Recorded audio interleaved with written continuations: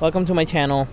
We're finally working on the 300ZX, and we finally made a decision on this car, and we're gonna be selling the VG next week. So that's why we're gonna be pulling the engine, and that's why we were planning to take this car to the garage and finally take care of the leaking steering wheel. We already have a like a refurbished steering rack that we're gonna rebuild, and then we're gonna take care of all the rust that's in the engine bay, and delete all the stuff. Clean up the wiring. Repaint We actually not clean up. We are planning to do another kind of swap on this car, not a VG anymore. So hopefully this is the only way we can actually get this car fixed. Because we really don't want to do another VG yet. Yeah. So we're gonna probably put a way lighter engine. We actually got a short block from our a short block of an SR20 that we're thinking of putting in there. Long block. Yeah, okay. long block. So yeah, and we're gonna relocate the battery. So the best way we can do it is by pulling the engine. And we finally cleaned up our garage as well, so we're gonna start on it today. And hopefully it's gonna be a 3, 4, 5 day process. Yeah, we're gonna take it slow, and it usually takes like a few hours to pull the engine, but we're gonna do it like really slowly and clean. I don't want a messy garage. So today's the first episode, so we're gonna wash the car, take off some parts, and take the front end out. Take the front end out, and maybe drain the oil. And I don't want to do. No, we're not gonna drain the oil. We're gonna drain the transmission fluid. You're gonna have to drain the coolant, right? Yeah, but we're not gonna do it today. We're gonna do all the dry stuff underneath first, like disconnect the drive shaft, jack it up, disconnect the shifter and everything, and then we're gonna do the messy stuff later. Fair enough. All right, let's go. All right, so I guess we have a good 5 feet in here, so that should be enough for an engine crane to fit. We pushed the car all the way back. I don't think we have any more room in here, and I also did put it on ramps, so we have access underneath if we need anything from the back, because we're gonna cut the exhaust off. The car was actually smoking like crazy, and we're gonna take the front bumper off, the hood, the radiator, drain the coolant. What else? Cut the exhaust and go from there. So right now what I'm going to be doing is jacking the car up, but before I do that I have to remove the bumper, the nose panel, to get access from behind. I had to put the car up on ramps instead of jacking it up because I don't have much room behind, and I don't want to like put a jack underneath here and just do that way, which is kind of sketchy. So yeah, I'm gonna put the camera down and take the bumper off.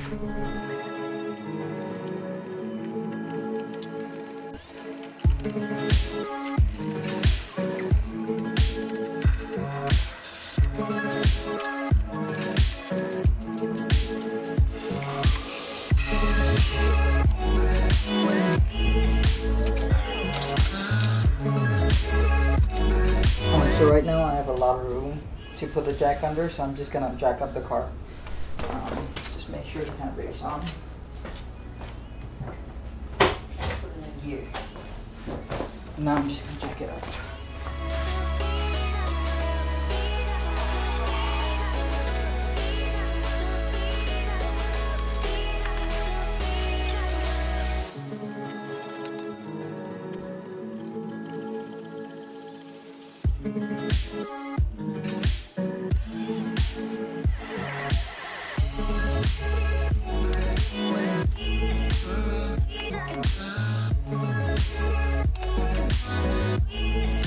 So right now what I've done is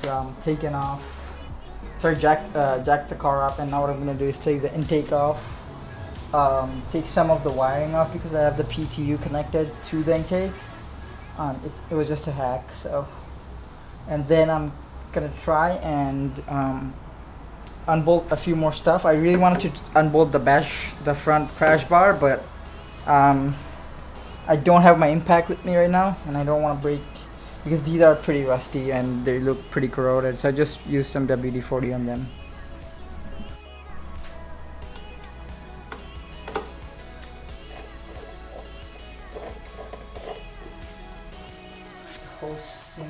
The piece PCV hose seems to be like stuck like really badly. I took the clamp off and it's not coming off.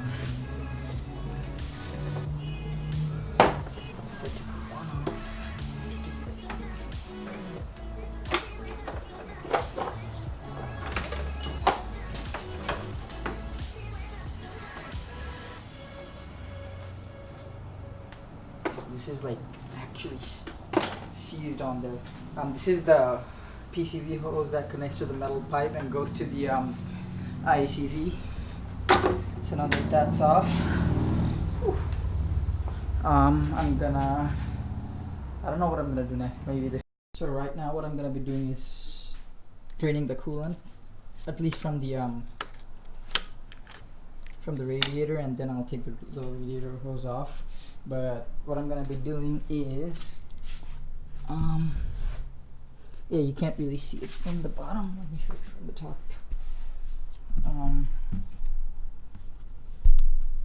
Where is it? Yeah, I forgot myself. I don't know if you can see that black cap right there. I'm just gonna unscrew that and it should drain the radiator. I've also unplugged the top radiator cap.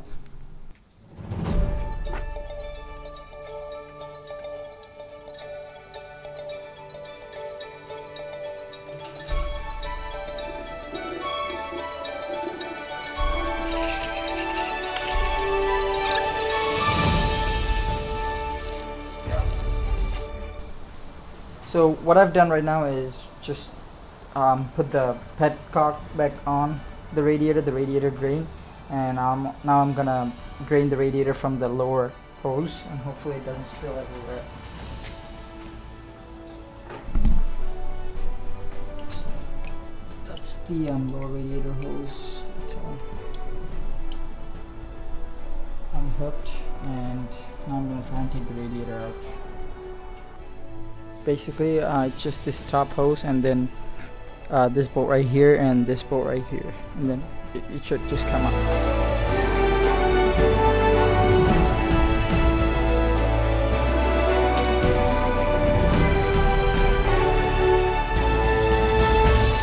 I've taken off the radiator stays and took the overflow off, and now the radiator should just slide out and hopefully not spill.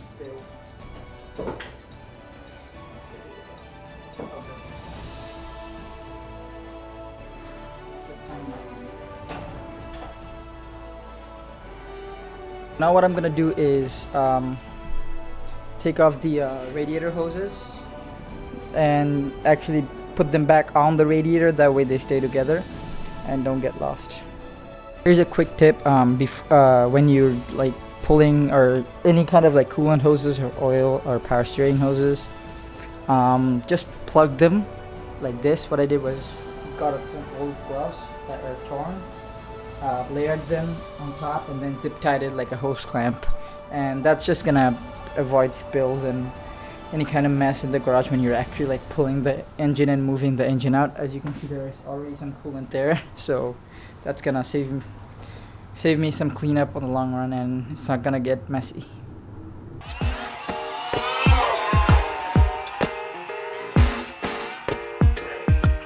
So now what I'm gonna be doing is disconnecting the fuel lines. All you need to do is undo these two lines.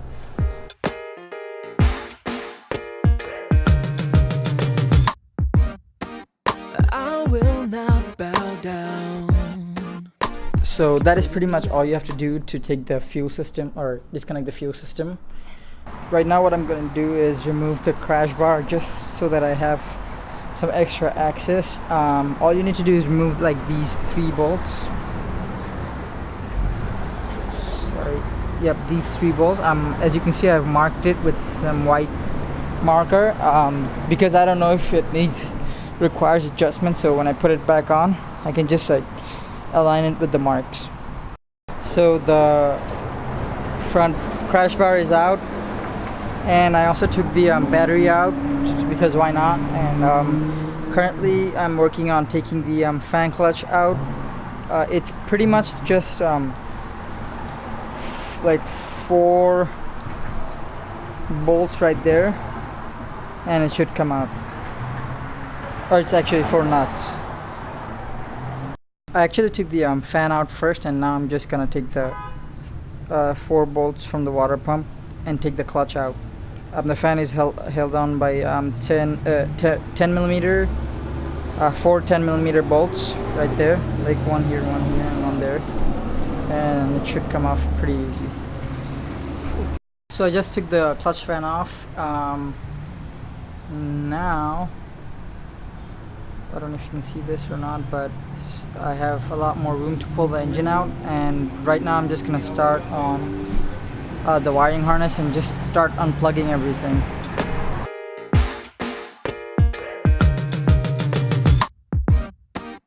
I will not bow down. Keep putting me off, I'm not gonna change my mind.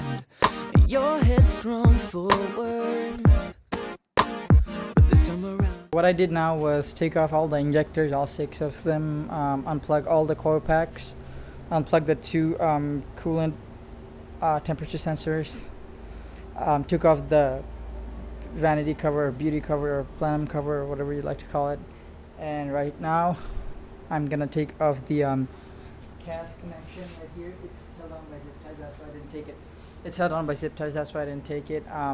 And then I'm gonna take off the in the back there, the VCT, or yeah, VTC, sorry, VTC, and the O2 sensor connectors. And I think there are 3 connectors in total, or 4.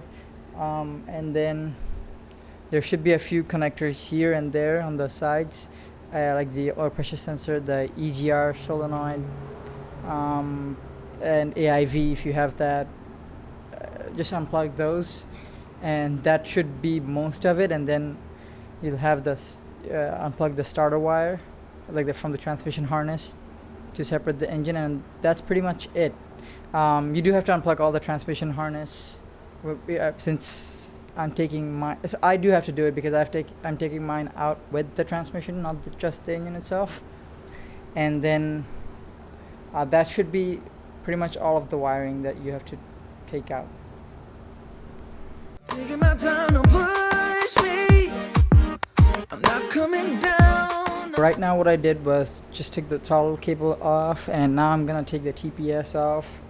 I already unplugged pretty much all the connectors in the back, and then I'll have to do the side connectors. So pretty much all you have to do is, I think, unbolt this bracket, and that should be it. So I've taken out all the connectors, and in order to take the wiring harness like off the engine, I have to take out the secondary fuel rail. So this black thing, which is held on by 3. Give it up. Oh, don't rush me. I made up my mind. The fuel pressure regulator, I think that's the fuel pressure regulator that's stuck. So I have to undo the hose clamp and then take it out. I made up my mind, going straight to the top.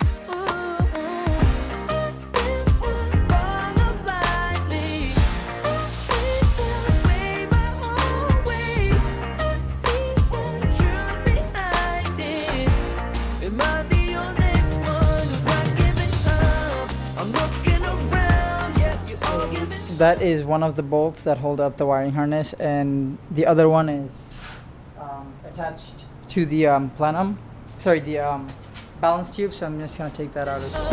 You need a slap in your face, time to wake the hell up. Unplugging. Am I the only one who's not giving? What I'm doing right now is taking out all the hoses that go to the idle air control valve, and I also have to take out this bolt. There's a ground here, and the ICV bracket, the metal hose that goes, the hard line that goes to the idle air control valve, that's kind of stopping me from. Hey, what's going on now? Do you see what I mean? Nobody gives a damn. So this is the hard line that goes to the IC. It sits on the side of the plenum. Now I'm just gonna take off the brake booster hose. So I just took the balance tube out, and The wiring harness is held on by this ground and this bracket, so I'm just gonna take those off. And still they bow down just to please you. I think that is pretty much it on the engine side wiring. So I just took the hood off alone, and I was expecting it to be like really hard, but it was actually pretty easy. I just took the 4 bolts off, put it in service position, and it was light enough that I could just carry it and just put it there. Alright guys, that's all for part 1, and in the next part we're going to be working under the car and pulling the engine out and separating the transmission. Thank you very much for watching, and I'll see you guys on the next video.